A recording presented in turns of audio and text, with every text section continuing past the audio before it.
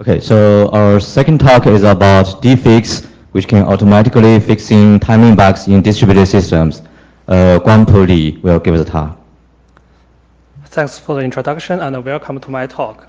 In this talk, I will present our work, Defix, automatically fixing timing bugs in distributed system. This is a joint work with Haopeng Liu, Xianglan Chen, Professor Hayati Gunavi, and my advisor, Professor Shan Lu. Distributed systems are used everywhere nowadays, offering computation, storage, networking, and everything. Naturally, a system outage is very costly, but unfortunately happens all the time. In particular, timing bugs are a major source of distributed system outage.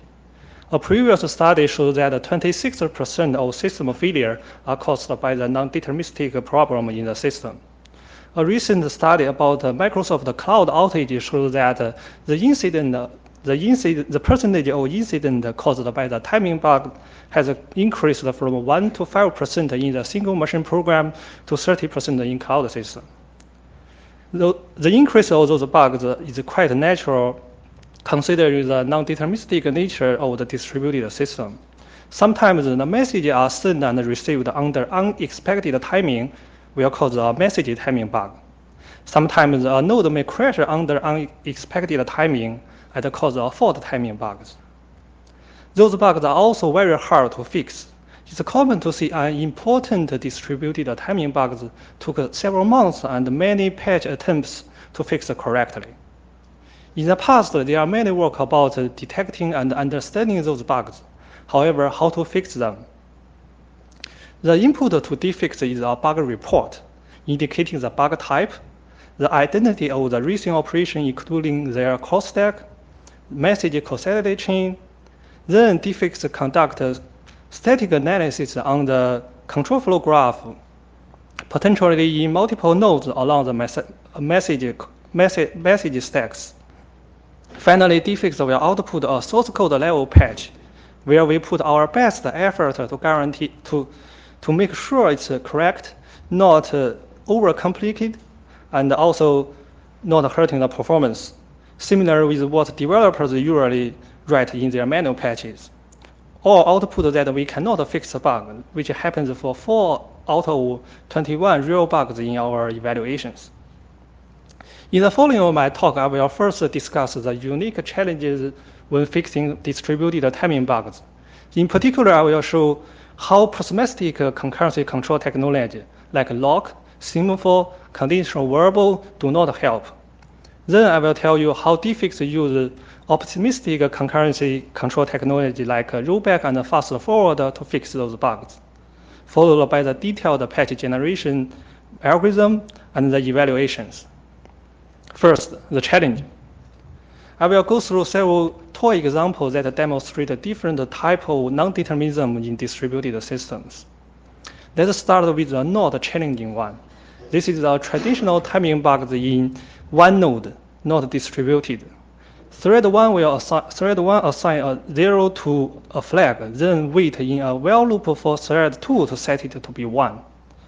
The bug will occur when thread 2 sets the flag before thread 1 initializes it to be 0. In this case, thread 1 will hang. To fix this bug is very simple. We can put a semaphore release operation here, semaphore wait operation here. That's it. In a distributed setting, 2 flag assignments may be invoked from 2 remote procedural call handlers from different nodes.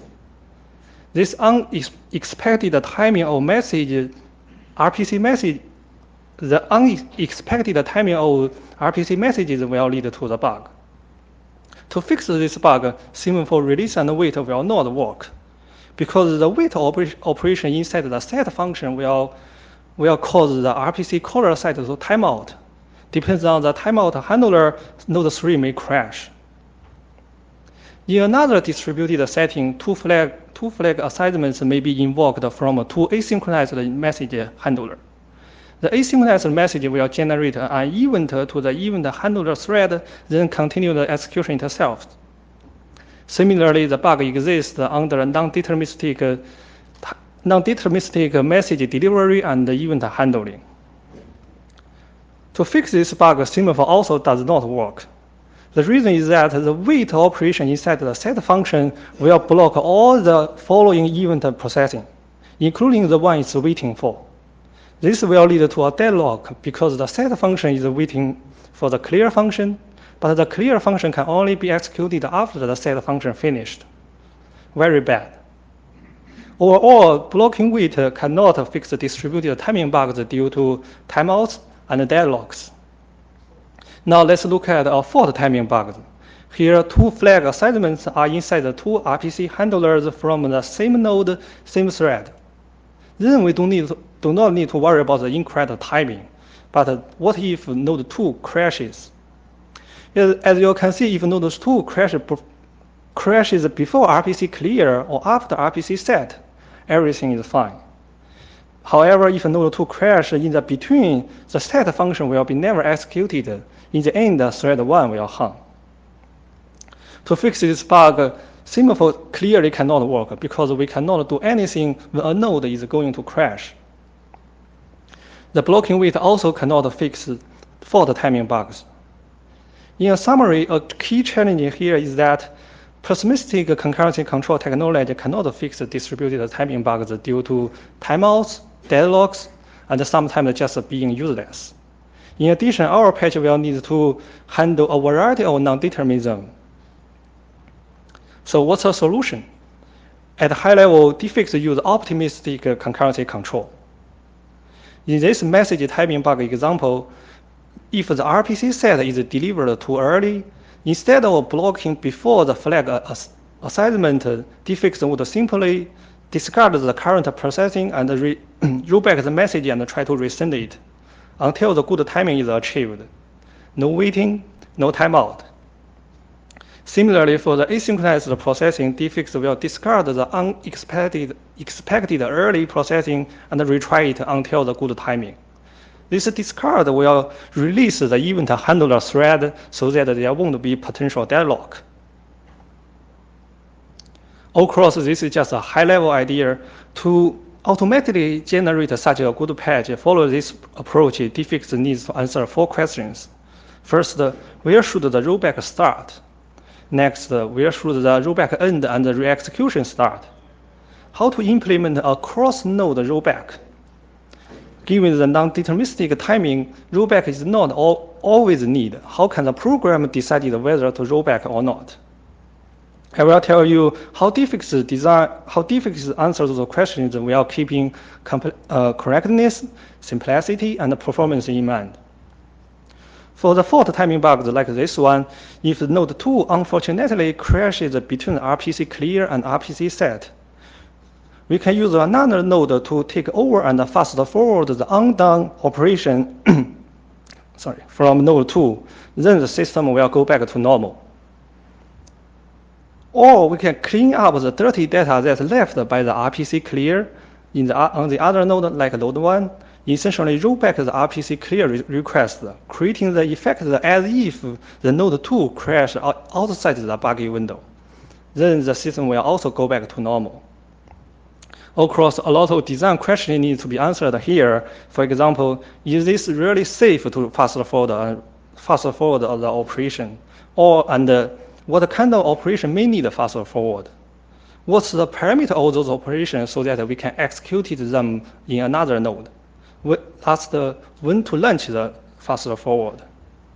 Again, Defects use static program analysis to carefully insert the log function to the program to answer the questions while keeping correctness, simplicity, and performance. This is how our final fast forward patch would look like. Next, I will tell you more details about fixing message timing bugs. You can refer our paper for the detail about how we generate fast forward or rollback patches for fault timing bugs. Given a message timing bugs like this, remember we want to make sure the flag equal to 1 is executed after flag equal to 0.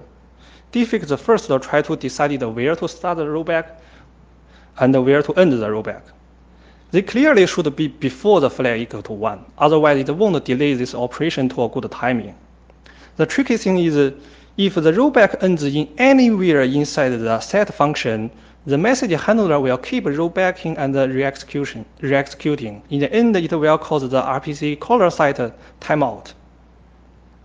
So for the correctness, Defects statically analyze one or multiple nodes code traverse backwards along the call stack, and the message cassette chain eventually find a location that is outside the RPC handler, event handler, and lock protected regions.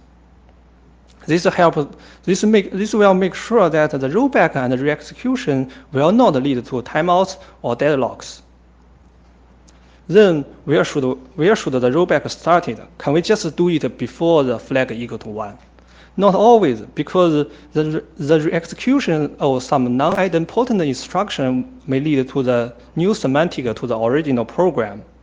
So Defects statically traverse the control flow graph, sometimes in multiple nodes, for the rollback start location to make sure not to rollback the side effect instructions. This is also for the correctness.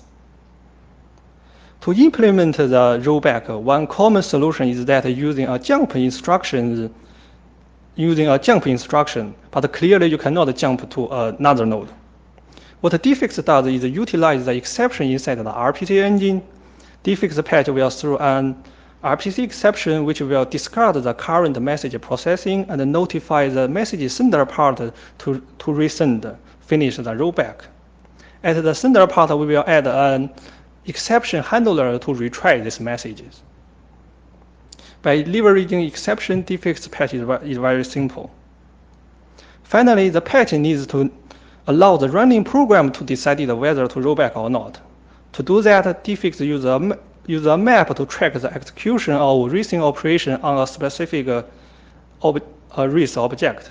For example, after the flag is equal to 0, Defects will add a memory address of the flag to the map and mark its status to be good. Before the potential rollback start location, Defects will check if the status is good. If not, it will roll back. Note here that the rollback start location may be far away from the racing operation. So sometimes the Defects needs to conduct a static slicing to pre-compute the racing object.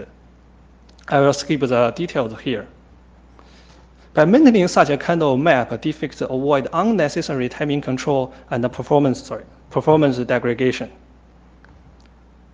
Here is how the final patch looks like. Defects will set the map at the clear function, check if the rollback is at the set function, and replace the original RPC call with a retried one, which will resend the message when receiving special exception. Here are all the details about our static analysis and code transformation that I don't have time to cover. Please refer our paper for more details. Last, the evaluation. For the message timing bugs, Defects successfully fixed all the detected bugs from dcache in ASPAS 2017. Among all the fixed message bugs, 3 of them are automaticity violations, 6 of them are order violation. We also apply semaphore as a naive patch. For the correctness, we run the system under random sleep before the racing operation. The naive patch can only fix 1 of them. It causes 2 timeouts and 5 deadlocks, while Defects can fix all of them. In terms of overhead, we run the program without sleep injection, and the manual overhead of Defects is less than 1%. For the fault timing bugs, Defects successfully fixed 8 of the 12 detected bugs from fcache in ASPAS 2018. For the remaining 4, Defects cannot fix them because there are some special instruction inside the buggy window that is dangerous to fast forward or roll back. Among all the fixed fault timing bugs, 4 of them are automaticity violation, 4 of them are order violation. We also apply simple restart or restart after cleaning the local disk as a naive patch. But then we run the system under random fault in the buggy window. The result shows that the naive patch can only fix 1 of them, while Defects can fix all. We also run the system without any fault injection to see the overhead. The largest overhead of Defects is 2.5%. To conclude the talk, distributed timing bugs widely exist and take a long time to fix. Defix carefully roll back or fast forward the operation in the program to fix the bug. Defix is just a start point. There are many unsolved challenges. So our benchmarks, our source code are open source now. We welcome people to use our benchmark to improve the patch generation technology for distributed timing bugs. Thank you.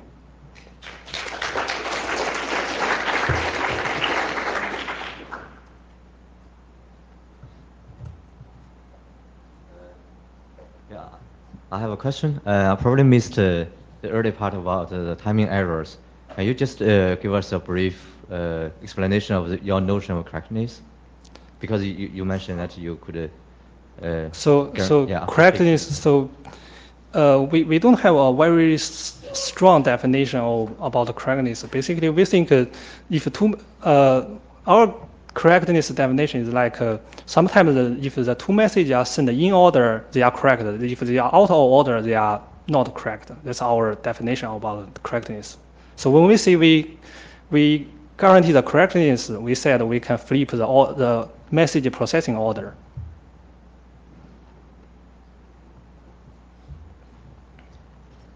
No questions? Then let's thank our speaker again.